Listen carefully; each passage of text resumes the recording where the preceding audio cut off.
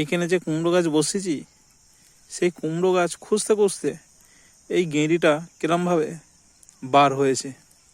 এই গেঁড়ি তো আমি কোনো সময় দেখিনি, আর কোনো সময় দেখব বলে সেটাও আমি আশা করিনি। কিন্তু এই গেঁড়িটা এত বড়ই যে গেঁড়ি,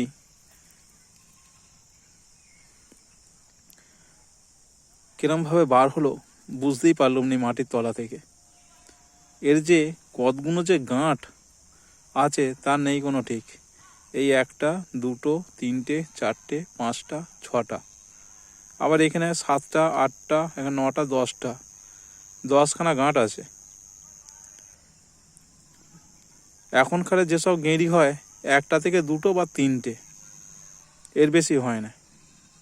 আবার এর মাথার দিকে একটা ফুঁটোও আছে, পিছন দিকে একেবারেই। আর এটা হচ্ছে সামনের মুখ। কত সুন্দর এটা দেখতে লাগছে গেঁড়িটাকে। আর এতটাই সাদা হয়ে যাচ্ছে, পুরো হাত পুরো সাদা হয়ে যাচ্ছে।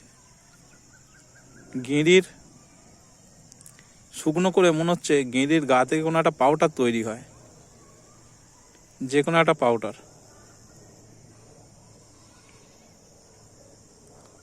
এরকম জিনিস আমরা দেখব বলে আশা করিনি, কিন্তু নেই গাছ খুঁজতে খুঁজতে বার হয়েছে।